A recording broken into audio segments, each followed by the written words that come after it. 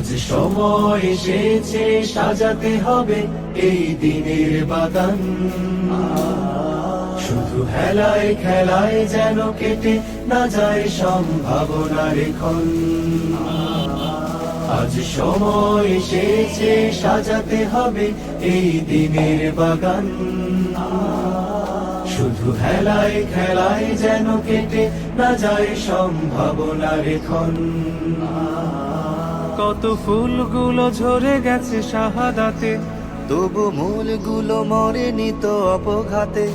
কত ফুলগুলো ঝরে গেছে শাহাদাতে, তবু মূলগুলো মরেনি তো অপঘাতে।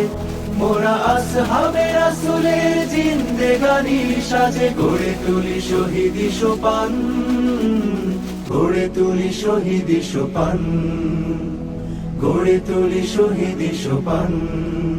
আজ সময় এসেছে সাজাতে হবে এই দিনের বাগান।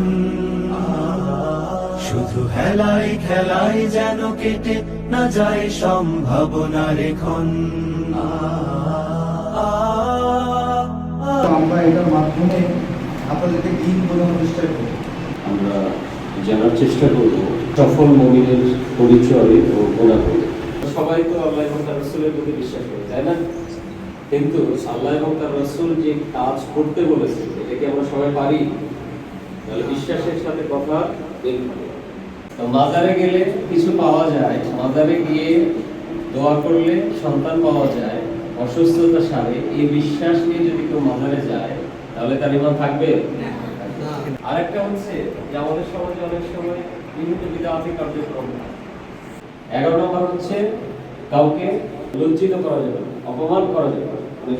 আমরা আজকে আপনাদেরকে ছোট্ট একটা উপহার দিয়েছি, এটা থেকে হবে? তো অনেক মানুষের না খেয়ে থাকা হতে পারে, আপনারা পেলেন, অনেকে নাও দিবেন, খোঁজ নেবেন। মাজারে আর কখনো যাবো না ইনশাআল্লাহ, ঠিক আছে? আর যত ধরনের শিরক আছে, বিদআত আছে, সবগুলো থেকে বিরত থাকবে। যেটা কোরআন সুন্নাহ আছে সেটা মেনে চলবে ইনশাআল্লাহ। পারবো তো ইনশাআল্লাহ? আল্লাহ তাআলা আমাদের সকলকে সেটা তৌফিক দান করুন। আমিন। এখানে যত ধরনের আয়োজন হয় সবগুলোতেই আমাদের দাওয়া কার্যক্রম থাকে। দাওয়া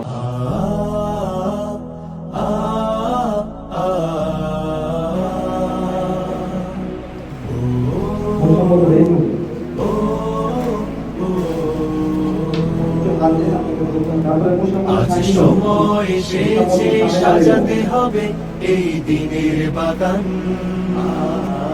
শুধু হেলায় খেলায় যেন কেটে না যায় সম্ভাবনার ক্ষণ। আজ সময় এসেছে সাজাতে হবে এই দিনের বাগান। শুধু হেলায় খেলায় যেন কেটে না যায় সম্ভাবনার ক্ষণ।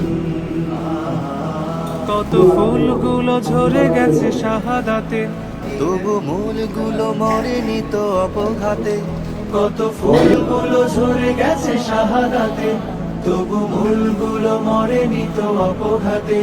মোরা আসহাবে রাসূলের জিন্দেগানি সাজে গড়ে তুলি শহীদি সোপান, গড়ে তুলি শহীদি সোপান, গড়ে তুলি শহীদি সোপান।